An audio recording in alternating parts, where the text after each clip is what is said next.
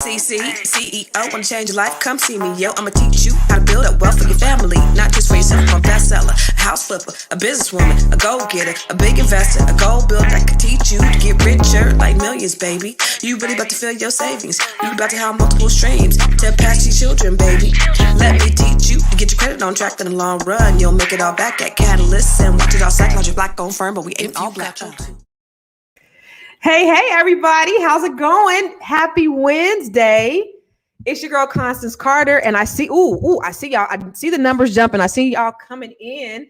Welcome, everybody. It's been a minute. It's been a minute since I've talked to you, since I've smelled you, since I've seen you, since I spent a little time with you. And I'm so excited about being here today. As you come in, welcome to the show.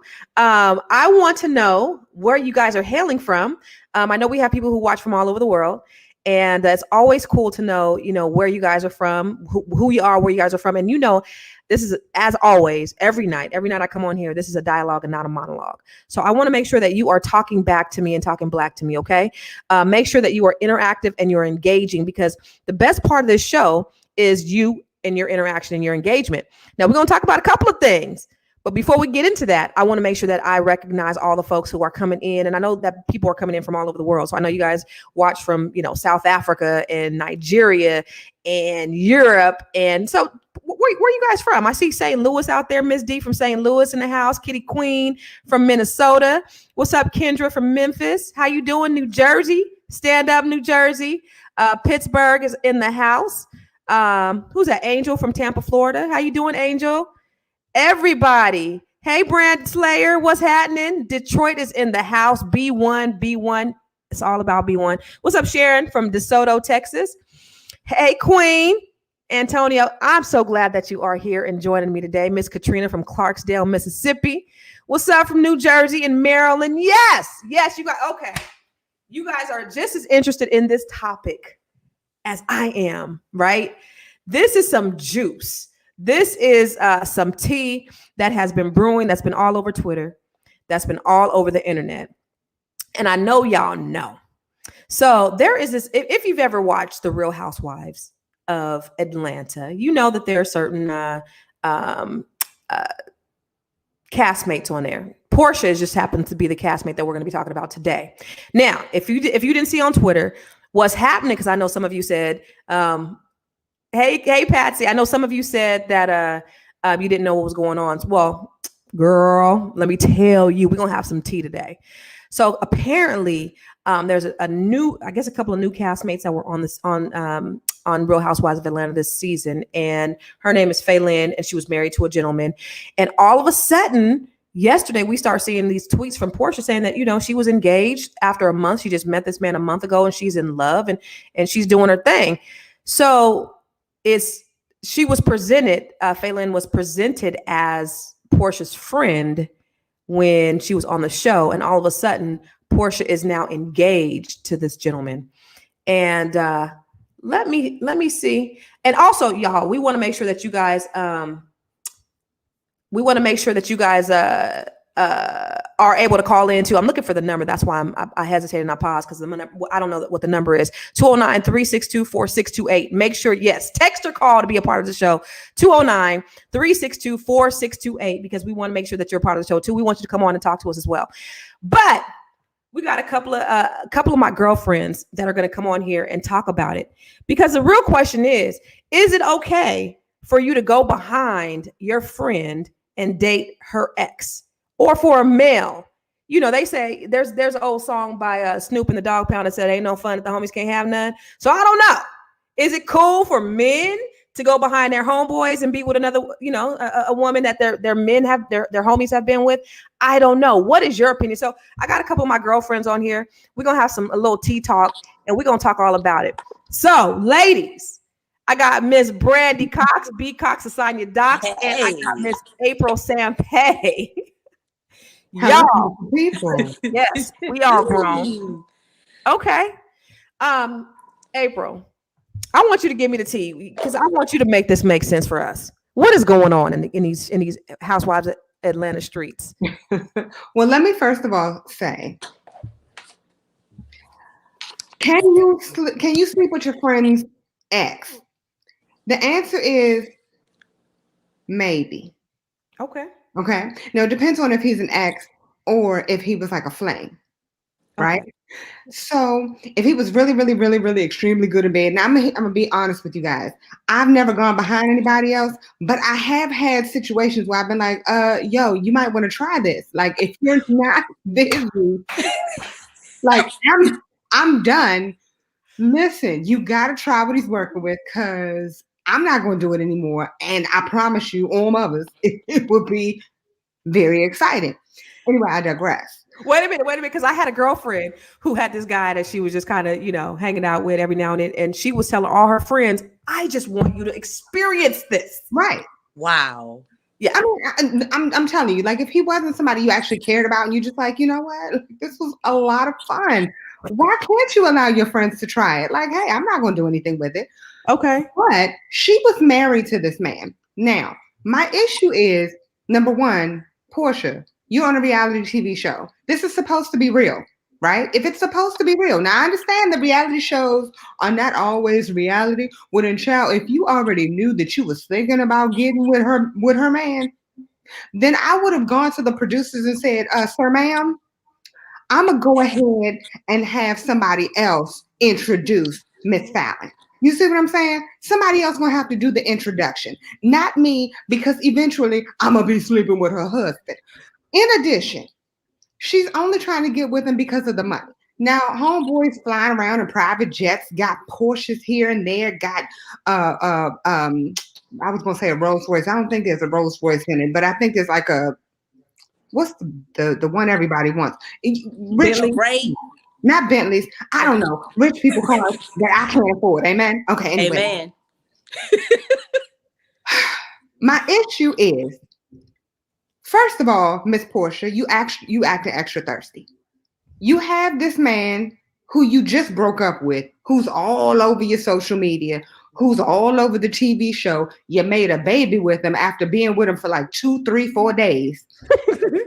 Then you go and get in a relationship with your friend, again, your friend's ex. Okay.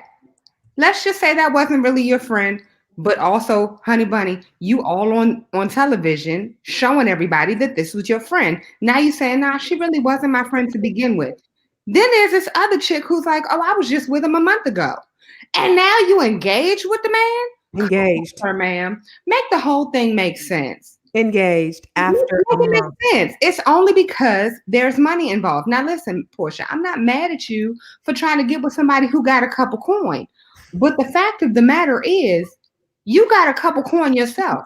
You are able to get with a coin-filled man that has not been with somebody who is supposed to be your friend. Amen and amen again. I'm just saying. Okay, Brandy. Girl. What's your perspective? She a hoe, she money hungry, and she need her ass whooped. Excuse my language. Okay. Because at the end of the day, I'm gonna tell you like this, and the reason why I say this is because we on live, right? Yes. I'm gonna talk about it since you brought me on here. Let's talk about it, boo. Me personally, going through the same thing in the middle of a divorce right now. A chick that everybody know. Do you get what I'm saying? That's why I say I don't trust women. I don't bring women around my man. None of that shit. Not that I don't trust them. I don't trust them. But at the same time, in turn, it makes me not trust him. And that's why women are leaving their husbands every single day. And that's why friendships are breaking up, because at the end of the day, it ain't nothing but fake love. It ain't about being friends. They just want to get what you got, and they jealous of what you have. So that's why these hoes do what they do. Period. Listen, I can relate to that because I had somebody in my house playing spades with me, all up trying to be my friend. Same thing. So that's why they need their ass whooped. That part. You're not. It's one thing. So that's the thing about it is, it's one thing to be in a relationship or to cheat, but it's another thing when you break G code. There's a such thing as G code, right? So there's just certain boundaries that you don't cross. If you're gonna be in my face if you're gonna come and sit down with me and be in my house and break bread with me and try to be my friend and then go behind my back and try to be with my man, Absolutely. yeah, that right there, yeah, you need your ass whooped. What do you think, Stay? I just think that it is a special type of desperation that it would even allow you to entertain something like that. I mean, I try not to follow the ratchetness anyway, but I couldn't even escape this. I mean, every time I turned around today, and I'm like, okay, this can't be real. I just can't believe it. But my thing is, normally, I fought both parties, and this time I do as well. But this was your girl. So this isn't just you stepping out with somebody's man. Like, this is your girl. And so I'm just wondering, how long was this even going on? But to even have your name be associated with a scandal like this, like I said, that's a special kind of desperation. Like, really, you didn't think you could get anybody else, because no matter what, and I know one of the ladies was saying she got a couple of coins on her own. She has her own little level of celebrity, but clearly there's some self-esteem issues in that. Absolutely. Because I don't want anybody's leftovers, especially you leaving. Evidently, something was going, why I want to be the cleanup woman? No, not interested at all. And for me, being a married woman, I'm just like, I wish a chick would. That's all. Can I get an amen on that one?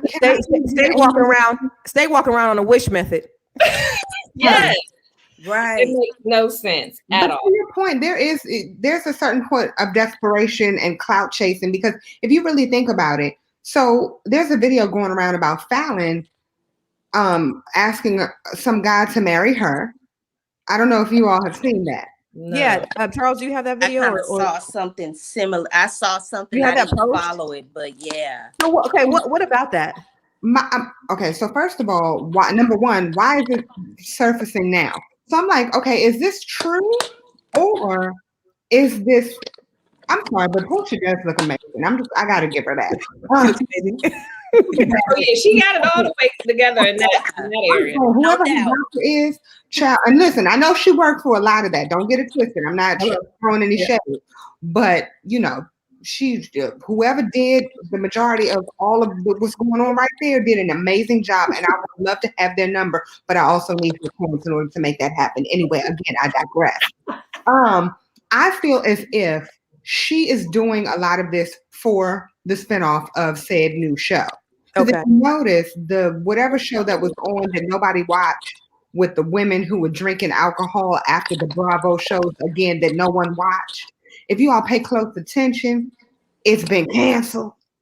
Okay. What was the show? I don't remember that show. Yeah, I didn't know anything because no one watched it. Okay. You watched the pilot. Right. Everybody watched the pilot, and then magically it's gone. Poof. And so she's like, oh, wait, I need more airtime. So let me come up with this thing. You know what I mean? I know her husband's I know they're getting a divorce. And why is she taking pictures with her husband and her ex?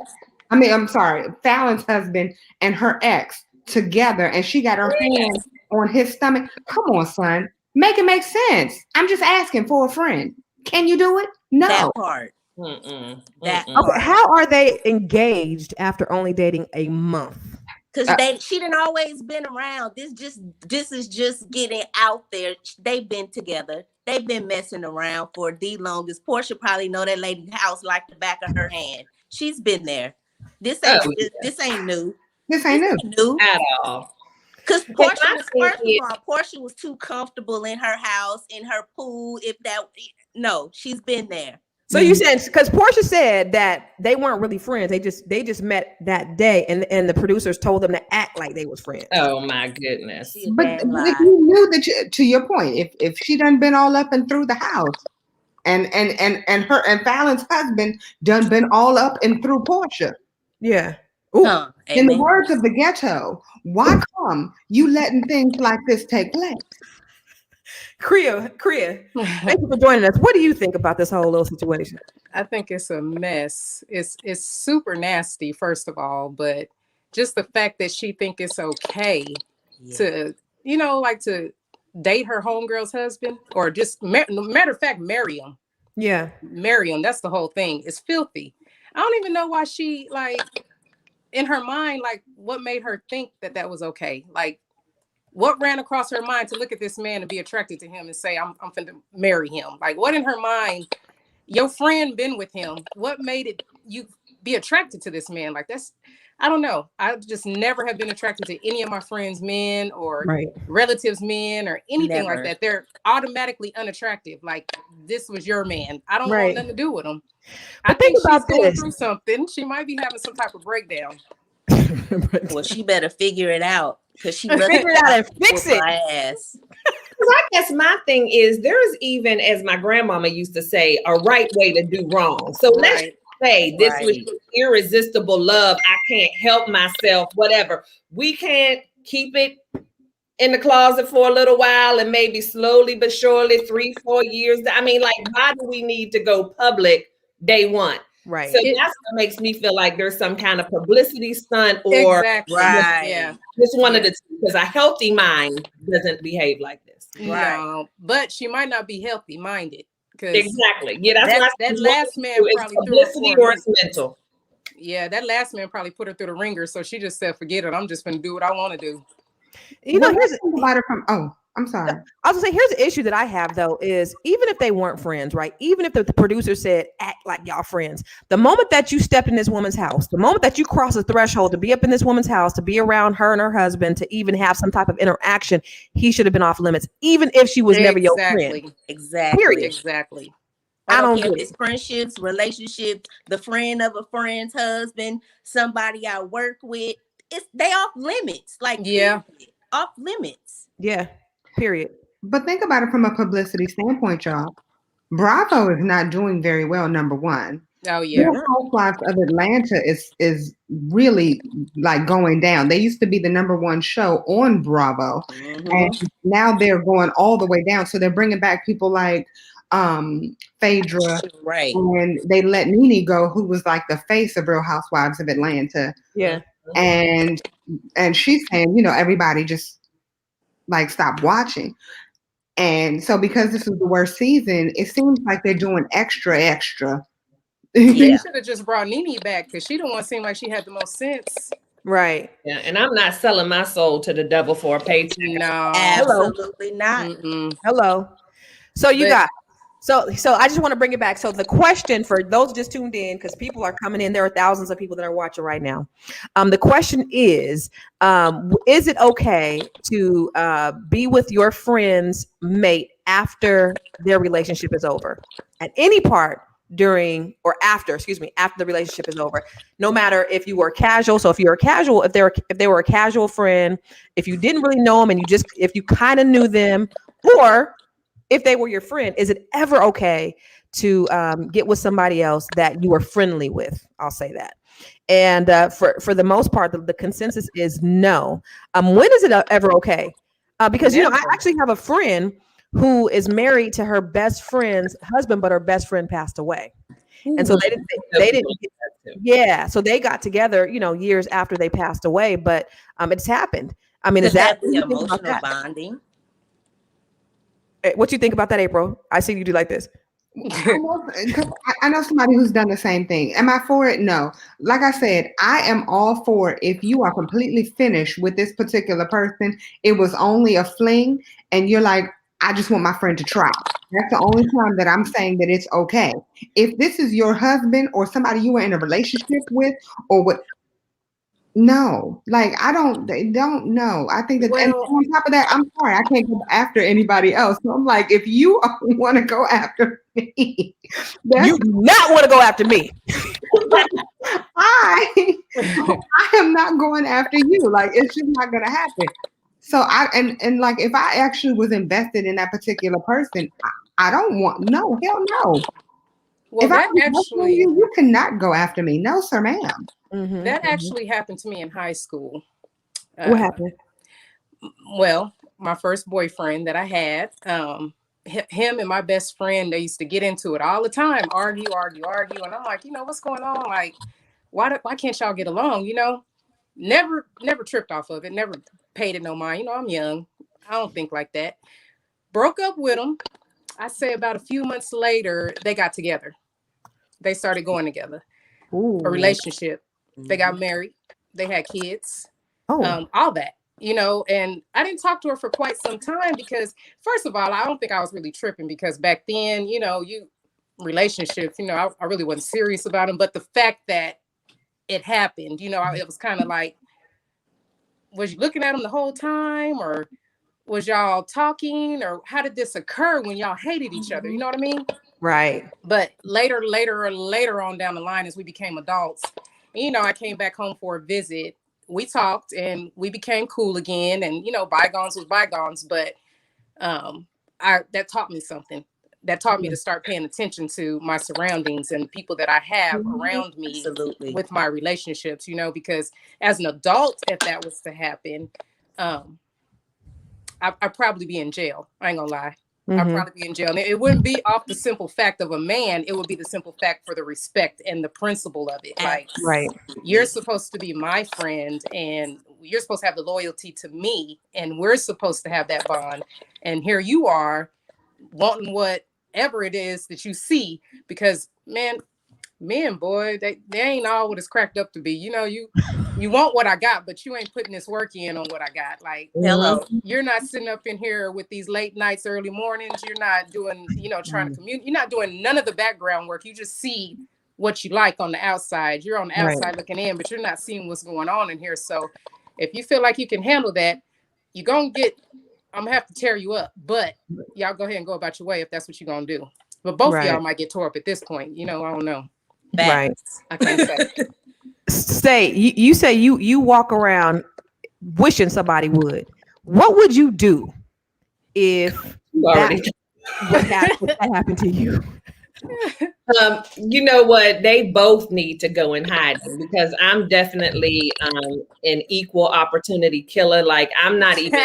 I don't have the time to think about it and say whose fault, because at the end of the day, you're both adults. Now, I did have a situation in my first marriage where my husband did cheat on me. He stepped out. I left him very quick. Like, my friends they didn't even know you could get divorced that fast. Like, can we work it out? Nothing. You already showed me. However, in that instance, all of my blame was on my then husband. Like, I didn't even care about this woman or who she was because I did not know her. So she owed me nothing. The only time I reached out to her is when I initially found out who he was just to make sure, woman to woman, that she knew he was married. When she told me she knew, I said, oh, okay, so you are a hoe. I just wanted to make sure, because he could have been playing you as well.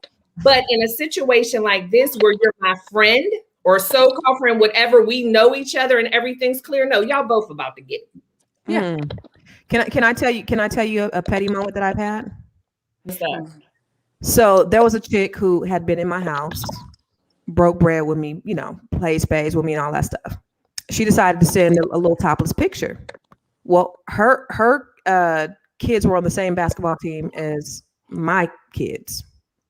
So I got a hold of that picture, right? And all the parents were in a group me. So I just sent a copy of the picture and I said, hey, quick question, everybody. What do you think? What would you do if somebody came to your house, played spades with you, ate your food, and then sent your man this picture here? I ain't mad. That's not wow. I wish I was petty at all. I better check real. She needed it. Yeah, you put that was much better than the ass whooping. It was. Yeah, I mean, you put yourself out like that. Whatever you get is what you get. Yeah, absolutely. Right. Now you got all the basketball. Some women don't know. Some men are playing and saying, I'm divorced, I'm whatever. And so in that case, like I said, or even if women know, if they don't know me, you owe me nothing. But if you know, you get what you get. Mm-hmm. Absolutely. So Brandy, what would you do? Oh, well, I'll tell you what I did. We all in the same city, and you know, Stockton is big but small. And so when I had enough was enough, I had to literally put my hands on him. I had a knife to him, everything. Yep, all of that. Was ready to risk it all. Before I knew it, I was throwing all his clothes out the front door. I had took a quick picture and I sent it to his little broad and I told her to come pick his ass up. I thought that was petty because I ain't never been through nothing like this before. I've never had to do all this petty shits or mad shit, hurtful shit, or whatever you want to call it. But that day, I felt real petty that day when I sent her that picture. She responded back. She said, well, where he gonna be? I said, you find him. You know where he gonna be at. He'll call you. You'll find him. Wow. But I did whoop his ass. I think our first reaction to anything is anger. That's our first emotion to something that is disruptive, something that is just, it's just beyond you. The first thing is anger. So now that I'm older, I think a little bit more. So I do think about that. If that was to happen to me, what am I going to do? What am I going to do? I keep a gun under my pillow, first of all. So I was thinking, do I shoot him in his sleep or do I poison him? Do I stab him? Like, do I strangle him in his sleep? I know her. I know her. She's serious. I thought about all the ways, like, where this can go. And I thought, the best thing to do is to probably let him go because you're going to suffer more than I'm going to suffer because you know what you had and you know what you did. This was temporary what you did. Right. This was a temporary thing and you went out there and decided that this was the right thing to do. So now I'm just going to let you go. Most of the time when they do that, they always try to come back. Always. I have never really seen any one of my friends that's been through that and they haven't tried to come back. They suffer after that. Suffer. And that's the best thing you can do. Now, everybody is talking about Porsha. What do you think about him? He just is nasty. Same. He's just as terrible. Most people are going in on Porsha. No, because women always get it the worst. Always. That's in everything. We're just judged so harshly, and men are supposed to be just these gullible. He was seduced, whatever. No, he's ignorant too. Well, I guess it's probably because that was her friend, and we all know men are not loyal. Most of them. I ain't gonna say all of them, but there's a high percentage of them that are not loyal, and I was just having this conversation today with my daughter. I said, it's crazy. I said, she said, men are like, I told her men are like cats. And she said, cats, don't you mean dogs? I said, no. I said, if you think about it, dogs are real loyal. I said, you can teach them things. They learn quick. They communicate good. You can talk to a dog and the dog is going to communicate back with you through his body language, his eyes. They're really good creatures. A cat, you can't train them.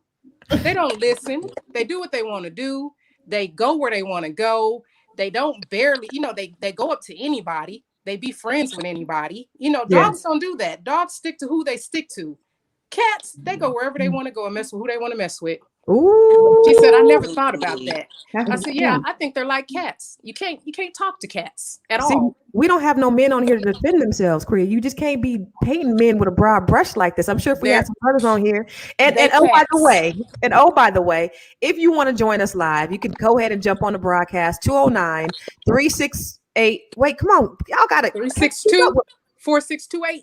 There we go. How did it turn out? 209-362-4628. If you want to be on the show, go ahead and text and so you can get the link to jump on with us because we want to know your opinion too. So nobody's really saying anything about the man in this situation. And everybody's just like, yeah, I mean, he's at fault. But is this expected of men to do? Are men expected to be dogs and women are expected to hold a higher standard? And why are we upholding that stereotype? Why do we put more on the woman than we do on the man? Do you all remember that song Flawless by Beyonce? Yeah. There's a part in the song where it breaks down and they have an African woman who's speaking and she says a woman is taught how to be a wife, pretty much. I mean, I'm paraphrasing, right? A woman is taught how to be a wife, but a man is not. And it's really true. I think that I think that we need to teach our men how to actually be in a successful, healthy relationship. So I'm going to look at myself. I never wanted to be in a relationship because I had never seen a healthy one. I met my husband, and when I met my husband, I was like, "Oh, this is possible." You know what I mean? Like I've never trusted a man because I've been in relationships or I've dated. I can't even say I've been in relationships really, but I've dated men that have been in that not have been in relationships, but have been like messing around. And I'm like, wait, I thought we were together. You know what I mean? Like, how is it that I'm looking at you on social media, bunned up with somebody else? Thank you. It's over. You know what I mean? But I like being in a relationship with my husband. It completely changed my whole mentality. And I think that he's been taught what a successful relationship looks like. A lot of men have not been taught. And often they have to be divorced once or twice before they can actually be in a successful relationship, because they're like, oh, I don't want to lose this because, you know, I've messed up before in the past. I don't want to mess up again. Yeah. You know, And and let's talk about that, because you're right, in terms of, you know, relationships. A lot of times, I think we're all of a certain age. We all may be over 40, close to 40 plus. Halfway to 50. 100. Yeah. Okay. Okay. And so by this age, most people are in their second iteration of their lives and their relationships. Like, a lot of us get married really young, and then by the time they're 40, they're like single again. I'm just seeing so many people who are single again, because I think we get married at such a young age where we don't even know who we are. We don't know, you know. And so if you don't know who you are, how are you really going to be proficient in a relationship? These men and women, you know, we're just really not equipped. And yeah, women are taught to be married, but at 22, 21, 23, 24, 25, like, I didn't know who I was when I was in my 20s. I was so insecure. I had no idea. In my 30s, I started feeling a little bit more secure about myself, and in my 30s, and in my 40s, I started to really know what it was that I wanted. Okay, this is what I want. This is what I'll tolerate. And this is what I won't. But I think when you're in these relationships at such a young age, you really don't know, you know, who you are to really know and understand what you want. But then in this case, you got Porsha, who's probably knocking on 40's door. Like, you didn't been around a block a few times, or at least enough times to know that there's certain rules to the game, spoken or unspoken. It's I also think that, I'm sorry, but I also think that every woman needs to go through a either quote unquote whole phase or a dating phase. I think that 100%. No, you're right. You are 100%. Right about that. I feel that if you don't go through that phase, then you, number one, when you do get in a relationship, you'll be like bored with whatever it is that you have. You don't know exactly what it is that you want if you haven't experienced. It's the same thing with men. If you think about it, that's why when they get older, they're able to settle down and be a good husband when they're typically older, because they've already been up and through whatever it is they want to go through. Same thing with women. So my question is, India, should women or should people go through a whole phase before they decide to settle down? And I want to know from the people in the audience, what do you think? Should people go through a whole phase? Should you go through a whole phase before you settle down and get married? Why do you say so, Brandy? I say so because I'd rather you have a whole phase before you marry me and continue with that whole phase. I need you to get that out your system. I need you to be whatever it is that you want to be. If get it out. But what about for you? For me? Yes. Look, let me tell you something. I'm 39. I'll share a secret with y'all. I ain't never had a whole phase. I've played with different people, different men, right? You know, but I've never just had that actual whole phase. And when I tell you, I just feel the whole coming out of me as soon as my divorce is final. Like, I feel it. Like, I'm being 100% honest, because like you said, we get married young. We don't know who we are. We trying to figure shit out. But like you said, in your 20s, I was insecure. I didn't really know who I was. When I turned 30, I started to notice a little difference. But by this time, I'm married.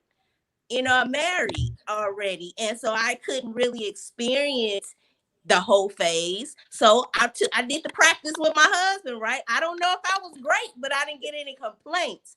But definitely, I think at the end of the day, listen, men, if y'all looking to date me in like 10 years, get the whole out of you. Get it out before you come bother me, please. What about soul ties and all of those other things? Yeah, the whole phase at all. Now, I got married at 32. Okay. Yeah, I'm sorry. I got married older. I waited quite a while, but I met my husband when he was 19 and I was 25. Okay. Okay. And we've been married for 13 years. Okay. He was a hoe before me. He was out there young and all, but once we got together, it was already, out of his system and done with by the time we got together. Even though he was young, he had started young. You know what I mean? I saw you nod in your head when you talked about the whole phase. When she talked about the whole phase, Korea, do you think women should go through a whole phase? I think they should. I talked to my daughter about this not too long ago, and I told her, when you commit so early, just like she said, you will feel like, when you do get out of that relationship, you feel like you spent so much time in that relationship and you don't even know yourself. You spent so much time with this other person and trying to please this other person and be with this other person and be so engaged to, deal with them, like you lose yourself sometimes and you don't really know who you are. So I do have some friends that are recently out of relationships that, they had to go through that. You had to figure out what you liked, what you wanted. You've been with this one person for so long. There's so many, different things out there. I suggest you try those things before you settle down again and see what you really like. Don't get caught up in this one thing and then you spend years down the line and this ain't what you wanted. And it's some other stuff, like they say, I met him, but then I didn't see his friends. You heard that saying before? No. Like I should have picked one of them before I settled down with him, because now I'm looking at his friends and they fine. You know what I mean? So or his barber. The barber, the manager in the studio, like the coach. It's a whole bunch of stuff out there. I mean, not the coach. I was cool because, like I said, I was 32 when I got married. I was, it was time to settle down. It was time to go ahead and lay it down and not try to get out there. You went through the phase. I don't know if I went through the phase, but I did try some things out. And it was dry out there, like, it wasn't no good options, and the good thing about us is that I taught him a lot of things because I was much older, so it was like grooming to what you want out of the relationship. We're communicating, we're working together, and we're trying to figure out how this stuff works, because I ain't gonna lie, like I got 5 kids, 3 baby daddies. The first relationship I thought was gonna work out. I thought we were gonna be together for quite a while, but that did not. I was young. It did not work out. The second one did not work out. And the third one is him. I was like, come on, man. We ain't going for more kids and more relationships. We're just gonna have to sit it down and make this work. So, I do believe that whole phase is necessary for people to find who they are and be comfortable about time they get into a relationship to see if this is what they want. I think you figure out what you want, who you are. You figure out like what you're going to accept, what you're not going to accept. There's a lot of things that you figure out by dating people and learning people, Absolutely. Well, you said no, Stay. Why you say no? No, I don't believe in a whole phase at all. I think what it is sometimes we just settle and commit too quickly. So it doesn't need to be a whole phase. It's just being very aware of who you are and what you want and not sticking with something way longer than you should. I think a lot of times with women, we don't know how to date. It's all or nothing. And so, it can come to the point where you see somebody, they look good, they say something good, but you see all the red flags, but you stay forever regardless because you think change them. If we just learn how to keep it moving, it doesn't have to be a whole phase, because I also think for women, if we do go through that whole phase, there is going to come a time in your life where you look back on that and you regret that, or when you do meet that man that you're going to be with forever, you hate the fact that you have so much baggage. So I just think it's about taking the time and learning yourself and knowing how to date and not commit so much time to someone, because we know, ladies, we know when it's not going to work. We know when we're not happy, but we just stay and stay and stay. And then we blame them. And then on the other point, as far as men being the dogs and men who do the cheating and not knowing, I honestly don't think that there's a big difference in men and women when it comes to that. I just think men get caught more. Because I feel like women step out and cheat and do their thing just as much as men do. We just better at it. Yeah, that is true. Yeah, that's true. I would venture to say that men do it a little bit more. I would venture to say that women are a little bit more loyal. Than men are. Just from the people that I know. I know women who, will just be down and, they'll like for a man, you cheat on a man one time, he out. Because he can't take Yep. it. Right. But for women, everybody other than Stay, like it's gonna be a couple times where we might forgive them a couple times and take them back and all that, try to work through it. But we're a little bit more forgiving and loyal than men, a lot of men, because men could not take having a woman, somebody else with their women. They just can't do it. They ain't built for it. Most of them ain't built for it. They would die. And that was the thing for me. Like literally, I knew there wouldn't be a day. But my friends always tell me, you should have been a dude. You think like a dude. And I kind of do have that mindset. And that's how I thought that was my main thing. Like, work this out. No way. I'm not going to go a day and not think about this. I'm not going to go a day and not throw this in your face and call you a stanky hoe. I can't live like that. And so I knew, we were divorced immediately. I never. You just turn it off, your feelings off in your mind? Well, in my mind, you're not even the same person I thought you were. You're like dead to me, because the person I married and was in a relationship, and I was married for 12 years before this happened. And I don't have time to tell the story, but literally my whole life changed in an instant. I found a leaf with a name on it that wasn't mine. And that was the first time that I knew. And he had been in this relationship for 2 years. But I found out, and it was all in one day. And it was over immediately because, he didn't even look the same to me. Right. So it was very easy. And like I said, my friends talked to me like, you're not sad, you're not whatever. It was just like to me as if it never happened. I'm like, I don't even know who he is. But even when people go through, breakups or divorce, they mourn that relationship. You didn't mourn that relationship? Not at all. I just kept it moving. I had 3 sons to take care of. I just looked at him like he was an idiot. How can I mourn a relationship in my mind with somebody who was evidently fake? Like, am I mourning a relationship with this person? Because to me, that was all make-believe. So it was just like, let me just keep it moving because you're an idiot. You're not who I thought you were. So no, I didn't mourn. I kept going. I never missed a beat. I didn't shed a tear. So that's amazing, because women just in general aren't built that way. Like, because you kind of think about the good times you guys had and all of the great things, the reasons why you married him. I disagree though. I think women are built that way. Well, if you think about it, like, we go through so much, and we have to all of a sudden turn strength on or turn strength off. Yeah. And so, it's funny because people are saying not everybody's built the same. No, we're not built the same. However, we are built to be the strength and the backbone of all relationships. Resilient. Yeah. Right. So it's like we handle everything when it comes to children. We handle everything when it comes to the man in the house. We handle our own finances. We handle everything. So because we are those people, those beings, we have to be able to turn it on and turn it off if we need to. You know what I mean? And it's funny, I'm sorry, but I see a lot of people in the comments talking about, no, you shouldn't be a hoe. No, you shouldn't be a hoe. So it depends on what your level of hoe is. And we'll talk about it. Amen. I personally was not a quote unquote hoe where I'm out there sleeping with every single guy that I engaged with. So I was a person who so let me make it make sense. Let me say it the right way to make everybody understand. And even if I was, so what? If I was sleeping with everybody, I was sleeping with everybody. However, I was a serial dater. I feel that I have to learn what I want. And I feel that it's the same way that we would teach our children. We're not going to say just walk into some place and all of a sudden this is what you're going to have. When it's time for our children to go to college, we're not going to say, you know what, just pick this one, it's done. You're going to say, no, I want you to go and visit all of these different colleges. I want you to visit the teachers. I want you to know that this is the school that you want to go to. What career do you want to choose? I don't want you to just walk in and be like, this is the career I want to choose. No, learn about it.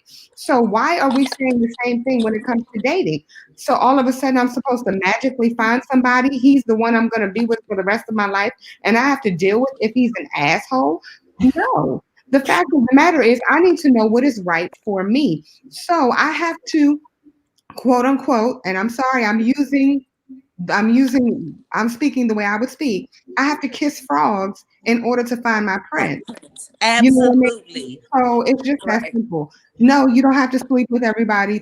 I'm sorry, but when I say whole phase, so I just want to make everybody understand when It's I a say whole term. phase, it's a term.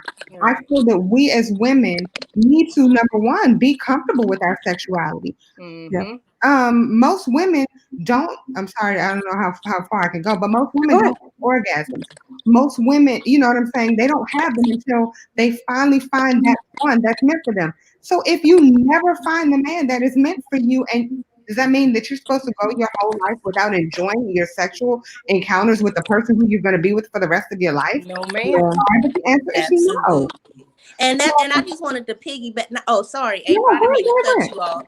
But I did want to piggyback on that. Exactly. You got to date in order to find what it is that you want. And that, like she said, that does not mean that you're sleeping with every Tom, Dick, and Harry. Thank you. Having fun, first of all, because I know that's how you find, or how he will find me. You know, I got to get outside. I got to, you know what I'm saying? That when the time is right, that's what we mean. That's right. Right.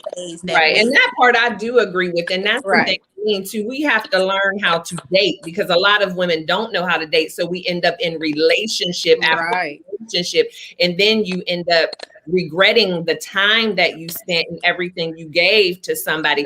And so, yeah, I mean, being single means that you're single. So you can go out with somebody different every single night of the week. And that's absolutely what you want to do. And if you're okay with sleeping with them, no judgment from me. Like, that's fine too. It's just that you have to know that you'll still be okay with it down the road. Mm-hmm. Yeah, right. Exactly. Right. And so here's the one thing that I see with a lot of women. They don't love who they are. Okay, so let me just put it out there, right? Keep going. I see a lot of people. So again, so I'm gonna use the word just because everybody was like kind of trying to beat us up for it, the whole phase thing. So a traditional hoe, right? So if we look at a traditional hoe, a lot of times it's because they have hurt in their lives. Maybe they were raped, maybe they were always looked at as sexual objects. Whatever the situation is, oftentimes it's because there's something a piece of the puzzle that's missing. Nothing bad, you know what I mean? I'm not going to look at somebody in a negative way because they go out and sleep with whoever they want to. Do you? But the fact is, it's like there's a lot of people don't love themselves. So I always talk, like people that I talk to, I do motivational speaking here and there, whatever. But oftentimes the one thing that I do talk about is, how do you show yourself love? Some people are like, oh, well, I get my hair and nails done on a regular basis. No, that's somebody else doing for you. What do you do for yourself to show you that you love you? Do you talk to yourself in the mirror? Give yourself your daily affirmations. Do you meditate? What do you exercise? What do you do for yourself for self-growth? And a lot of people don't know how to love themselves and actually don't love themselves. How can you expect a man to love you if you don't love you? Hello. And then again, when I go into the serial dating, how do you know what you want if you haven't experienced everything that you don't want? I'm just putting it out there. Oh, and can I give a real quick plug? Yes. Somebody said therapy. I have an album out called Ugly, Understand God Loves You. Hello. And one of the first songs on there is called Therapy. It's a self-help book, but in music form. Just putting that out there. Thanks. Okay. April Sampay is an excellent artist. She was on our show, Conversation Starters Live. We love her. My boy Rob saw her in concert several times in the DMV area. She is out there doing a damn thing all over the East Coast. Has a show called Veg Out and Dine. She's a vegan expert, coach, life coach, motivational speaker. She got t-shirts. She do all of that. Okay. So yeah, definitely check her out. She's dope. She's an awesome performer. So going back, because for those of us who don't know about dating or or even relationships, right? You talked about that, Stay. You said people don't know the difference between dating and relationships. Well, what's the difference?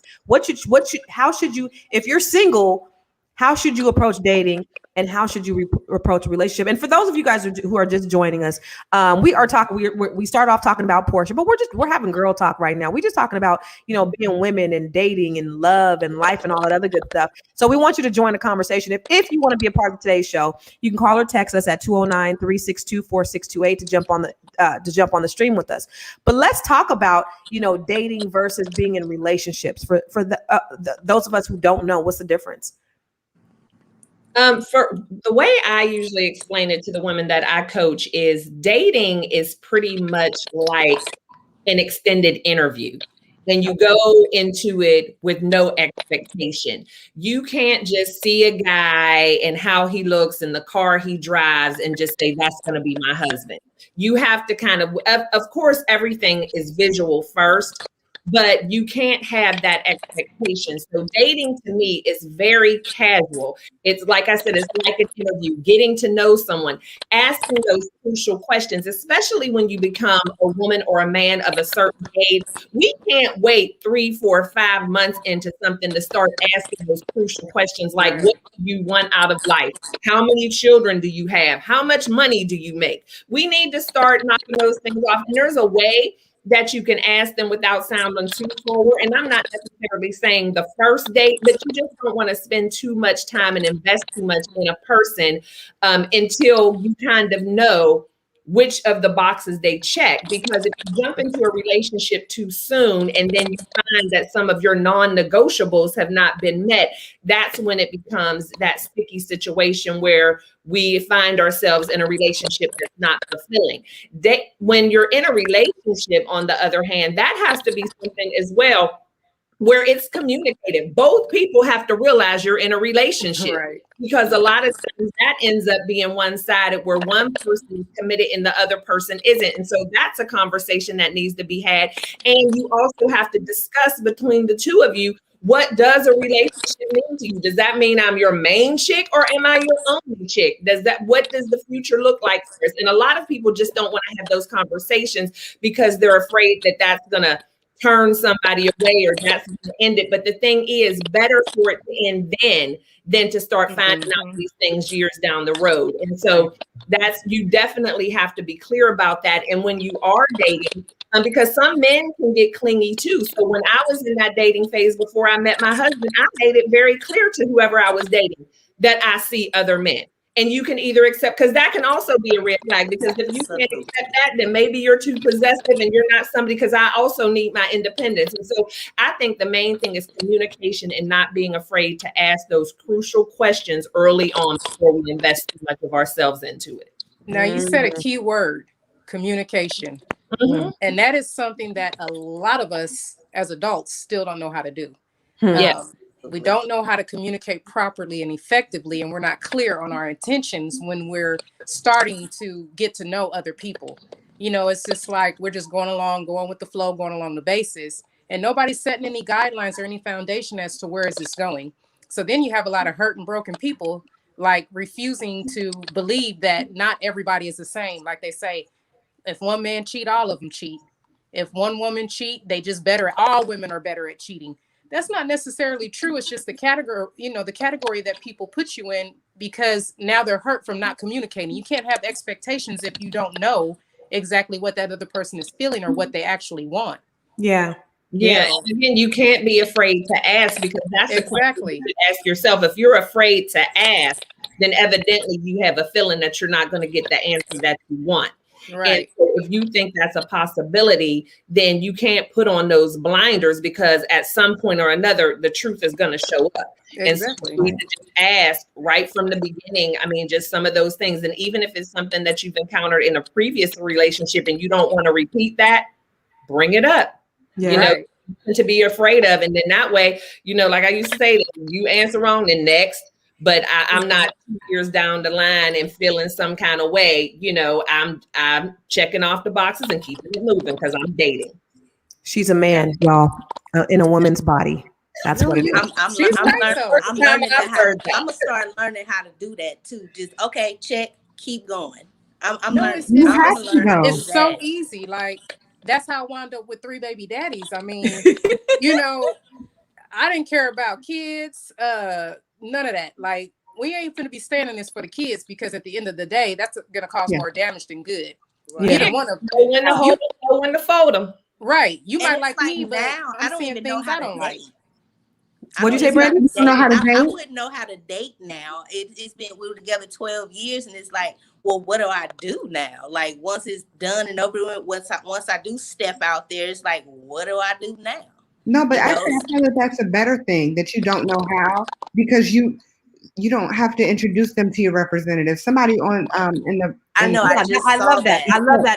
Wallace, he said, get past the representative before you get in too deep. Oh, that's my husband. Yes, I love that though, because it's so true. Because you know, when you meet somebody, they're going to tell you all the right things that you want to hear. Oh They're going yeah. to check all the boxes. They're going to say all the beautiful things. They're going to send the poetry and the notes and all that stuff. And then, you know, a few months down, you didn't fell in love, fell head over heels, Brandy, and now the booger bear comes out. You're like, well, who this? Right. And that's when you have to ask those crucial questions that they haven't rehearsed for. Because see, that's the thing. A lie has to be planned. The truth is just roll off the tongue. So let me go ahead and ask you this. And if you take too long to answer, then I know you're lying.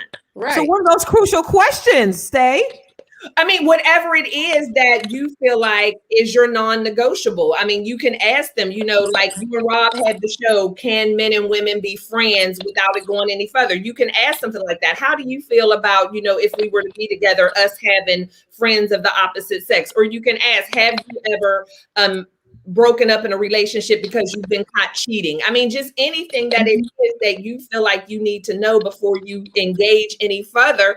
Just ask it, because again, you have nothing to lose. You don't want to wait until 3 months down the line and find out that he broke up. The last 6 girlfriends broke up with him because he was cheating. Just ask. And you know what? There's one other thing to look for when it comes to somebody who's introducing you to their representative. They always make it seem like the woman is the problem. Oh yes. Now here's the thing. I'm gonna be honest with you. Sometimes the woman is the problem, but it's how do they always talk about said woman? Right. Because they're always saying, yeah, she's a problem, she's a horrible baby mama, she's this, she's that. Like, wait, so let me ask you, what did you do that could have been better? How did you contribute to the relationship? Or what did you do that was bad? You know what I mean? What did you do that maybe she didn't like? And they'll be like, oh, nothing. Sir, ma'am, no. So we're gonna bring Big Rush. Big Rush said something. Big Rush was talking about girlfriends. Can I say something about Big Rush before Big Rush start talking? Yep. Big Rush said that girlfriends give bad advice. That was you, right, Big Rush? Yes, that's exactly what I said. Did you all see that movie? There's a movie that's out called He's Just Not That Into You. Oh yeah, I got that book on the shelf. When I say that is so real, that we'll be like, let me tell you a story about what happened to my friend's sister's cousin and it's so true. And we have always been conditioned to do things like that, to give you something to lift you up, when in actuality, that's not real life. So I have to give it to you, Big Rush. Yes, I mean, you know, that's why platforms like this is so beneficial. Well, speak on it, Big Rush. Well, the reason I said that is because, and it goes for men too. We give bad advice about women as well, because we don't, as a man, I don't know the intimate thinkings of a woman, because I'm not a woman. Just like a woman would not know the intimate thinking of a man. So when you get advice, when you want to get advice about men, then you need to go to a man that you actually trust and know that he's a stand-up guy. We are flawed. So I mean, even that stand-up guy got issues as well. Same vice versa, same thing with, you know, that stand-up woman. But what I'm saying to ladies is, at some point, and I'm not saying that men don't be to blame for situations, but at some point, ladies have to start holding themselves accountable as well. Because here's the deal: if you wind up in a bad relationship with a man, 9 times out of 10, this man showed you red flags early on. But a lot of times women tend to ignore those red flags for various reasons. Maybe they don't want to start over. Maybe they they got a few kids and they start feeling down like it's the best I can get, but a man gonna show you who he really is before you get in too deep. Now you gotta believe it. You gotta believe what he shows. Big Rush, there's a saying that red flags be feeling like Six Flags when you feel it, brother. So sometimes you just don't know because you are so deep into it that you just overlook all the red flags. Mm-hmm. Yeah, but like you just said, you overlook. So when you overlook something, pay attention. If he's telling you something, if he's telling you who he is, hold him accountable. Hold him accountable in the beginning. If you hold that man accountable, that means, and you paid attention to what he told you, he can't get away with telling you a lie because the truth gonna get revealed eventually. And when that truth get revealed, he's either genuine or he's a phony. Now, if he's a phony and you still choose to go forward, well, you have to expect that it's gonna be some more BS come down the line. Now, what you gonna do at that point? You gonna move on? Or you gonna keep giving this man chance after chance. So that's why I'm saying, and again, ladies, I'm not saying that the man is not at fault for being that flawed human being, but you also have to pick yourself first. If you know you got kids, even if you don't have kids, if you know you love yourself and you know what you want, what you deserve, then don't settle for the BS. I don't care if it's something small, like he told you that he makes 6 figures in the beginning, and you find out, well, he only make $80,000. Yeah, that's still good money, but here's the deal: he told you he made 6 figures. Still a lie. So he lie about something else. It's still a lie. So if he lied to you about that small thing, you know that when it comes down to it, he gonna lie to you about the big things too. You just can't overlook those things because right now he's showering you and making you feel special, but he still got that one lie he told you in the beginning. Have you ever been in that? Have you ever been in that situation where somebody, where you were the one that was the red flag? Yeah. Oh yeah. I'm shoot. I'm married. It'll be August 30th. I'll be married to my wife. Me and my wife will be married 7 years. I was a red flag for her, But she kept you? Yeah, she kept me. She did. So what made her keep you? Well, since she's not here, I ain't gonna say anything for certainty, but I'll say what I think was the reason she kept me, because she saw my good outweighing the bad. Now I stepped up to the plate after I became the red flag, because I cheated on her in the beginning of the relationship. I did cheat on her, so that was my red flag. But she forgave me, and I also realized how good of a woman she actually was. At the time when I cheated on her, she was more serious about us than I was. I just I was looking at it as this is a casual date. This is a casual woman I'm seeing, and she was looking at me as possibly a forever love. Which it turned out to be. But what I will say is this, lady. Every man. One thing I don't agree with a lot of stuff Steve Harvey said, because I think women that read them his books and stuff, they say. I mean, reality is he's telling you common sense things. He ain't telling you nothing that's brand new. But what I'll say is this: one thing I do agree with him about is there is one man for every woman. Mm-hmm. And that man, when you meet that man, I'm telling you, he gonna make sure that any and everything you want, desire, will be fulfilled. He gonna make sure that, and that's what I do for my wife. That's true. She's there is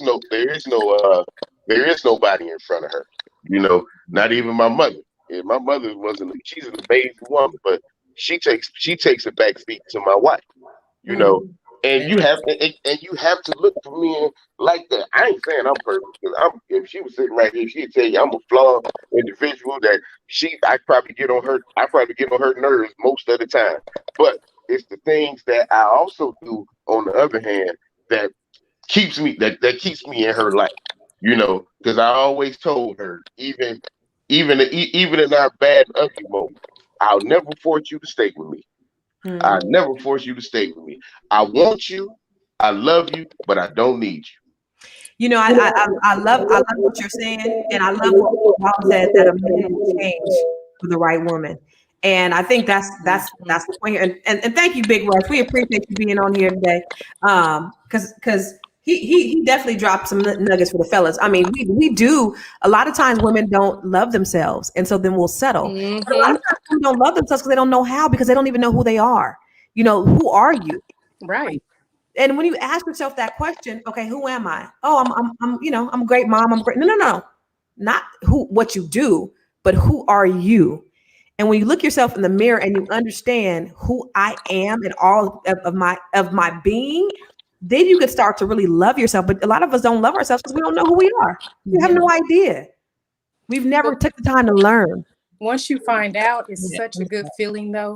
Like it feels so good inside. It's like an exciting, like adrenaline rush to really know who you are and to be happy within yourself and to really truly love yourself. Like, you know, when you're building up to that and you're growing and you're trying to get to that point, it's confusing.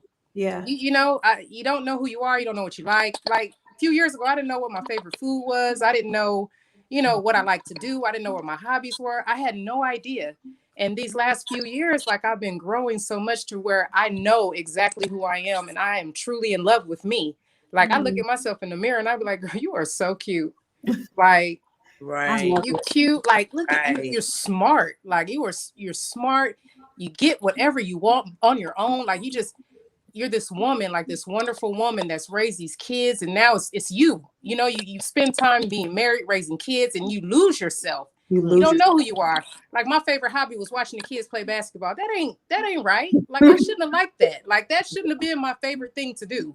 Yeah. Like I should have been investing more time in myself, but I did what I needed to do. Now they're grown. Yeah. I'm here and I know who I am. And when I tell you I'm in love, I love it. And that's why a lot of that self-discovery tends to happen later on in life because we're taught, but we grow up, we get married, we have kids, we go through the motions, we build our careers, we do all that stuff. And then we've never sat back and said, who am I? Yeah. We've been working, but we've never looked at ourselves internally. Let's bring Miss Bright Eyes in. What's up, Bright Eyes? How you doing, Good Mama? evening, ladies. I am so elated to be here with you guys. This is my first time. I don't know if this is the first airing of the program, but I'm truly honored. I am a big fan of Fly-Nubian Queen. Beautiful. I listen to Vicky a lot. Okay. So it's nice to meet you, ladies. I wanted to chime in. I happen to be a 55-year-old mom of 5. I'm driving trucks. I'm over the road. And I have 2 children that I'm still raising. 3 of my children are grown and independent, and 2 are still home. And they are independently raising themselves while mom goes out there and does what she has to do. But I wanted to chime in. And I wanted to say, you all were touching on, love, right? What I have come to discover for myself, is that love looks like respect. Love looks like respect to me. It doesn't look like having my way, but there are some things that are taboo that should not be done. There are some things that are taboo that should not be said. So this infidelity, when you said you're in a relationship with somebody, so it right there, that's a taboo. When you step across that line, there is no reversing back across it.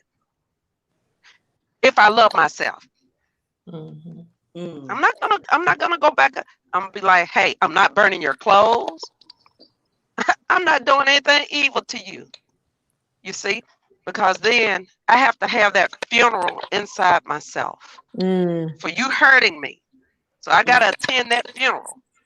And for me to depart from that situation in a healthy mindset, I have to disconnect myself from that person Quickly. and love myself, because that person, they stepped over the margin. Women, before we ever become women, men, before they ever become men, they should learn to identify disrespect and respect. Mm-hmm. Where does if parents and the adults in our lives are not showing us this, that's where the problem lies. Mm-hmm. A lot of us were told, hey, just keep your legs closed. Don't come up with no babies. That's what we were taught and told and shown, right? Yeah. That's not sufficient. We should have been told and taught and shown, hey, look, baby, when you start getting interested in boys, come talk to mom. Mm-hmm. Right. Come talk to daddy. When you was 13 and you really thought you really liked Jack, you see what I'm saying? Mm-hmm. You should have been told, hey, come talk to me. So we could have sat down and talked. No, we had to keep that stuff hush hush, didn't we? Hush, hush. Mm-hmm. Okay, that wasn't good. That wasn't a good platform. That's why we sitting up here saying what we saying right now about playing the field. That's not an option for your healthy body. Right. That's not a good option, queens. It's not. Mm. It's not a good option for the brothers either. We bless them. We bless ourselves when we understand that. Yeah. Because we're going to end up with the itchy scratchies.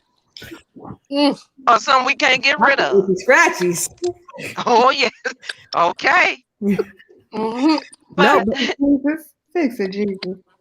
Yeah. we gotta do better. We gotta do better than that. The thing is, a lot of our history is flawed.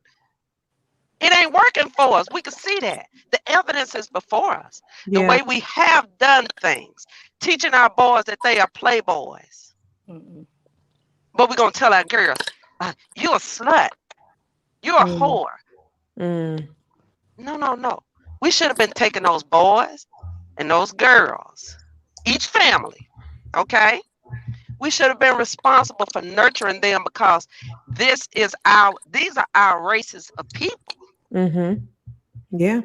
See, if we looked at it from that perspective, we'd be better off, but nobody thought about that back then. Because we ain't Our talking about elders did the best they knew to do. We're supposed to know a little bit better. We should know. Yeah. Well, thank you, Miss Bright Eyes. We appreciate it. Maybe I'm wrong, but no, that's the way I see it. You're spot on. I teach Did I lose you? No. You're here. Are you there? Can you hear me? Oh, we lost her. No, but that was good information. I mean, really, because she's right. We are teaching. We're not equipping our children to be in relationship because we don't know how to be in relationship. You know, just like she said, you know, we're teaching our boys one thing, but we're teaching our girls something totally different. Well, how does that mesh? How does that mesh up? How come we're teaching our girls to be wives, but we're not teaching our boys to be husbands? Right. So then they're who are they going to be married to? If they're thinking all they think about is playing. And, you know, they wait until they 50 to settle down and they still playing games at 50. I mean, how are our young ladies or how are our girls supposed to find their soulmate? Well, can I add one more thing when it comes to men and women? Yeah. I feel that men are taught since they're children how to treat a woman. I don't feel that it's the other way around. Okay. So I feel that that's one of the reasons that we do find that men act the way that they act, because we've never been taught how to treat a man. Mm-hmm. So it's like, if you think about it, they're taught, well, you got to pay the bill initially. You got to hold the door. I mean, I'm just saying little small things. When they're upset, you have to coddle them. You have to this, that, and the third. But we have never been taught how to properly treat a man. And so because of that, you see a lot of men who have a lot of emotional issues, a lot of communication issues, and then we are upset because it's like we don't know how to communicate. So I have to say another thing when it comes to my husband. One thing that he did teach me how to do is to communicate. Now, granted, I can't sit here and act as if I'm at 100, but I am so far advanced than I was when we first got married. I would shut down. And now I'm just like, you know what? He's right. I do need to acknowledge what he's saying before I can move on. I do need to point out some, a lot of his great qualities before I sit here and say, well, you didn't take out the trash.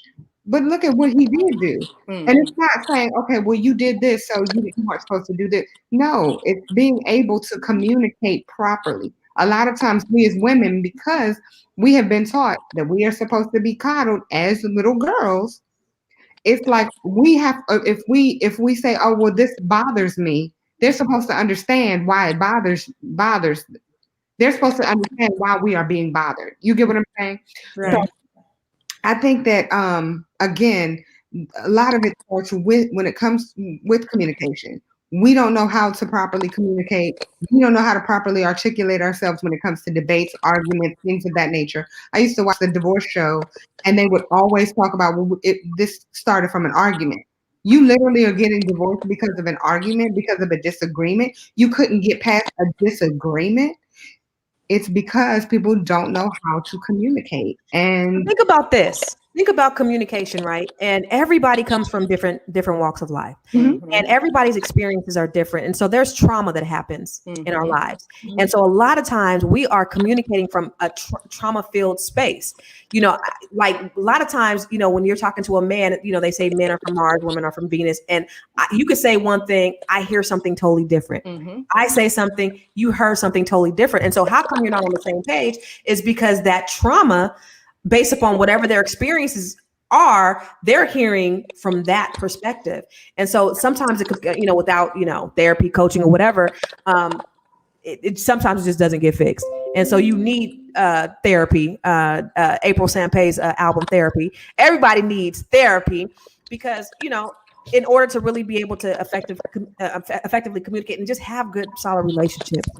Yeah, but you know, that's like exactly what I'm doing my show on. I'm sorry, on Monday, is how queens can effectively uplift, support, and love their kings, because it is a two-way street. We expect so much out of men, but I do think it's a lot of times we give so little because we expect to be on the receiving end, and the men are left lacking.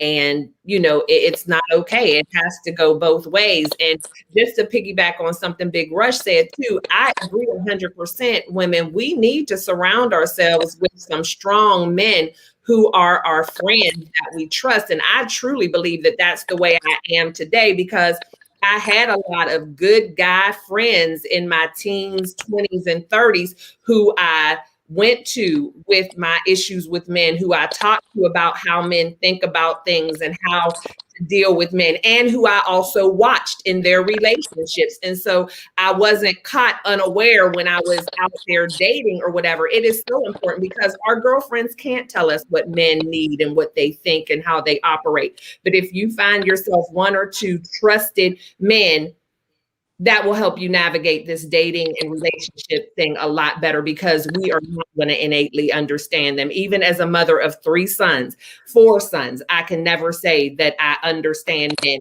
but I got an understanding through communication with men.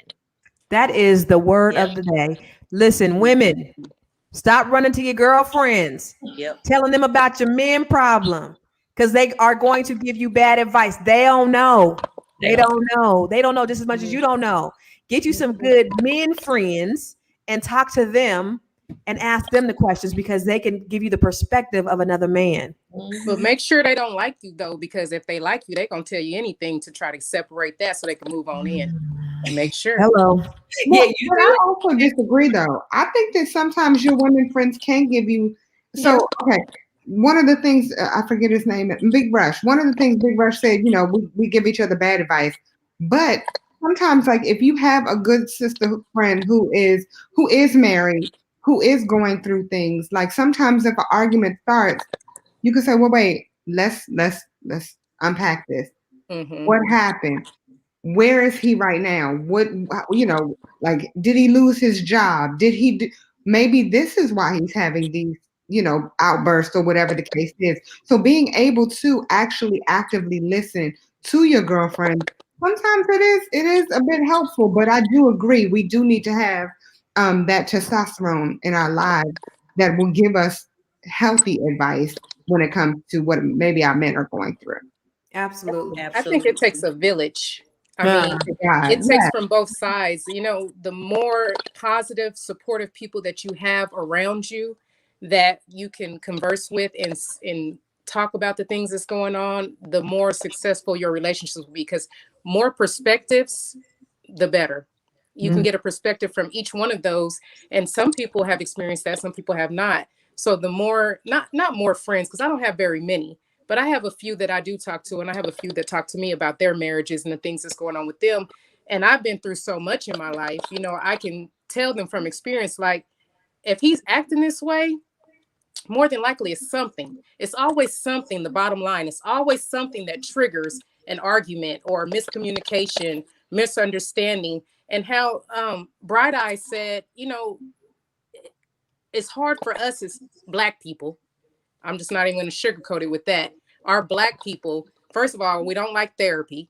Second of all, we don't know how to communicate. Third of all, when we're growing up, it's hard for us to talk to our parents about sex and having babies and relationships, because a lot of our parents don't want to talk to us about that stuff. I knew nothing about periods and ovulation and all that other stuff. I knew nothing about that. But as I got older, you know, with my children, I talked about all of that stuff. How she said, talk to your sons and your daughters. I talked to both of them, like male, female. You need to know how to treat a woman. You need to know how to deal with a man. You know, men are not going to understand what you're saying right off the bat. Like, sometimes it's going to take more communication. And my daughter says all the time, I'm not going to teach no man how to act. Hello. I said, but wise girl. Sometimes you have to teach them how to treat you. Oh, that, yeah, absolutely. You know? And that's by what you're willing to accept. Right. Yeah. I said, you do have to teach them how to treat you. You have to communicate. If there's some men, some men naturally don't know how to communicate. Some of them grew up where they didn't communicate in their homes with their, and some of them grew up in a home with just their mothers. You know, it is a lot of stuff that we as people deal with in our backgrounds that, you know, we have to break those generational curses, those chains that kind of hold us back from having prosperous marriages and relationships. Like, it's kind of difficult for a man that was raised by his mother to come in and, you know, communicate with you when he never did that before. Mom probably just took him to basketball practice and wanted him to play basketball and get on the NBA. Didn't talk to him about how to treat a woman, how a relationship should go, communicating and things like that. So, you know, you have to try to teach our children, and our children to grow up to have these relationships, to have more relationships with their children, and, you know, just down the line. Even though, you know, we may all technically speak the same language as far as English, but the way we process is different. And I think with women, one of the things that happens with us in communicating with men is we use too many words, and men don't process that way. Women, we like to talk and explain and get details. Just want you to get to the point, and that's it. And so we feel like they're not listening to us, but it's because after so long, they've just tuned us out. They want to understand, but we're using way too many words. So with men, it's like, get to the point, tell them exactly, because they're fixers by nature. So if you can get it to them in that fragmented spot that they'll hear and process, then they'll take care of it. But if it takes you a half hour to explain it, they don't even know what you want anymore. And so we have to understand that, you know, talking to our girlfriends, we can talk all night. If we're talking to a guy, then it's simply, I need you to do better in this, period. And he got it. That is so true. That is true. Kareem said that we should learn how to own our own faults. I'm gonna say one thing about that. The problem is that a lot of people who are having these situations do not know that this is a fault. Like, you have so many people that believe that they're always right. And so, because they've been taught they are always right. And so then how do you own a fault if you don't realize it's a fault? What we have to do is really, that's why I say go back to the self-love, self-understanding. Because when you love yourself, you are always checking yourself to make sure, not that I'm always right, but that I am able to that I'm able to deal with whatever it is that I'm presenting to somebody else, if that makes any sense. Yeah. And we were talking about self-love, Constance. So, you know, I would be remiss if I didn't say anyone struggling with self-love. I have written a book called Running for Your Life, LYFE, Love Yourself First Explicitly. So if you are struggling with loving yourself and don't quite know what that means, feel free to pick up a copy of Love Yourself First Explicitly, and I will show you exactly how to do it, because I love me some me. So I definitely know how to show y'all. When is your show? My show, Mine by Myself, is on Monday night 7 o'clock Central. And then Wallace and I do the hallway together, and that's our couple show. We do that on Wednesday nights. How can they find you? You can find me on all social media at Stay Hall, STAEHALL, and then also my website, which is stayhall.com. And they can find your show on there? Yeah, my show is everywhere. It's on YouTube, Instagram, Facebook, and as well, the lineup is on the website, stayhall.com. But yeah, I go live by myself on Mondays talking to the ladies. And like I said, on this Monday, we're going to be talking to women about how we can properly love and care for our men. And then I go live with the hubby with the hallway on Wednesdays. That's beautiful. Yeah. What about you, Kriya? Don't you have a show or something coming out? No, I'm actually working on writing a book. Okay. It's called Dear Kriya. Okay. And it is pretty much about my life, the struggles that I've been through, the things that I've overcame, pretty much a detailed version, an inside look of all the stuff. You know, I moved away from home fairly young at 19, had my first child at 20, and I've been in Tulsa for years since then.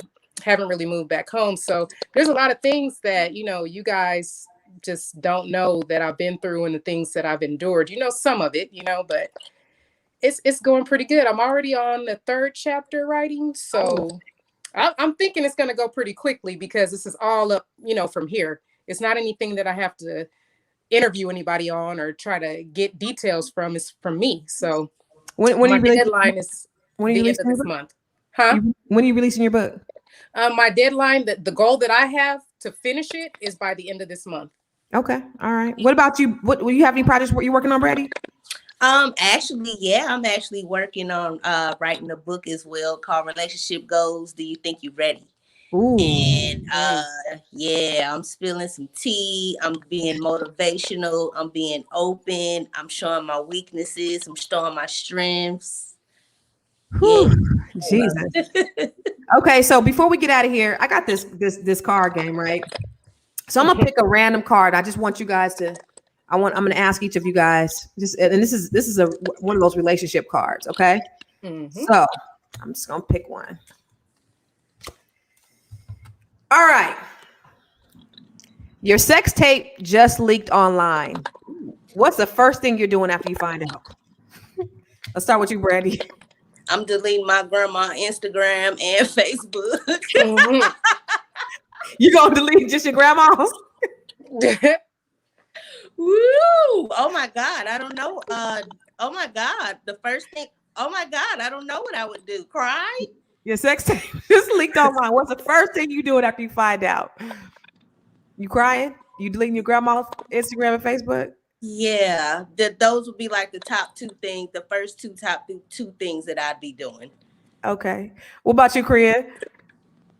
Shoot, I think I'm gonna try to, you know, get somebody to market it or something since it's already out and try to make that money. Because right, I mean, it's a market for it, so it's already out there. Let me go ahead and get that copyright and, you know, get that money in.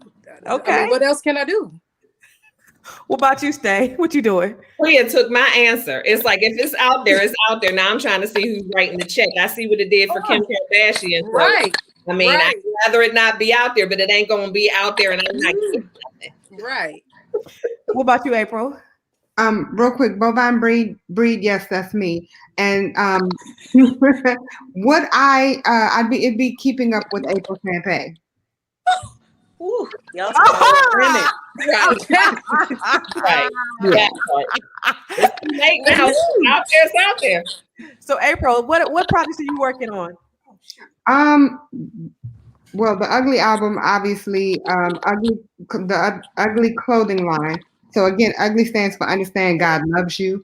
Veg Out and Dine. It's a television show, pretty much that when you see Guy Fieri's Diners, Drive-Ins, and Dives, it's the vegan version. However, you have me as the host, so it's taken to a whole different level.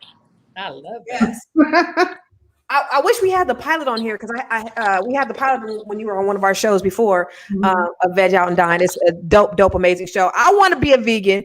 I just don't know how to be a vegan. And April, you're gonna come and show me how to do it. Done. Because I just want to. The way I do things is I just want to go full in And then you just said, no, go baby steps. But if I do baby steps, I'm No. not gonna do it. I just stopped eating meat on Monday. I don't know what I am, but I just stopped eating meat on Monday just to see if it makes me feel. Yeah, just to see if it makes me feel any different. So I said I was going to eat no meat for 21 days just to see, because I've never tried it before, and then because I am a carnivore, like I love meat, and people were saying it's so bad. So I said, let me try for 21 days, and then I think after the 21 days, maybe I'll just do fish and chicken. I'm not sure. Good for you. I'm gonna try that. I mean, I'm on day 3. Can I help you guys? I'll help you all out. In October, we actually have a women's trip, a women's retreat. It's called Wellness on the Beach. I'm going to have Sunny Speaks, who's a vegan chef. She's going to be cooking for us for 4 days, 3 nights. So if you're interested, y'all just, hit me up. April Sampay, well, actually go to vegoutandDine.com. I'll be there. You can get all the information. That sounds so nice. Yeah, It's magically delicious, honey. Magically delicious. Being vegan is magically delicious. I can't wait. So I did a thing. I am on a social media hiatus for a couple of weeks. So I haven't even been on social media. But check this out, y'all. Today I went for a walk. Right. So I was on my way to the gym.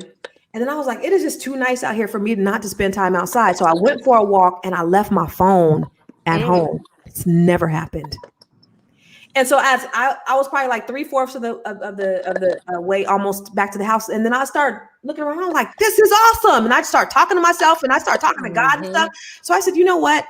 I spent too much time attached to this phone, and I'm just going to just take myself off social media for a couple of weeks. So I'm excited about that. That's the detoxifying that I'm doing in my life. So you let me know how the 31 days of no meat goes. I'm gonna let you know how the 10 days of no social media goes, and we'll come back and regroup.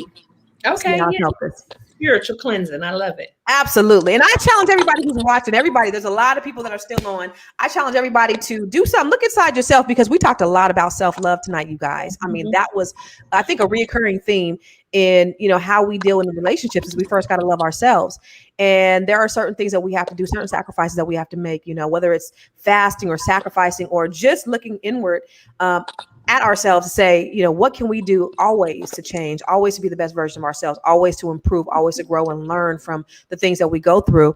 And then you will not make mistakes like break G code and date your girl's ex-boyfriend or your ex-husband or whatever, or be up in somebody's house and then, sending them topless pictures of yourself, all that. Yeah. That's stuff to get your ass desperate and thirsty. Thirsty type stuff. So, I mean, love yourself first, and then you can start it. Then it permeates out on the outside of you. And that's what it's all about. It permeates, and everything that you do, you will attract the same type of energy. Laws of attraction. Yeah. You won't be looking for anyone else to validate you, because you'll know your worth. Because you know.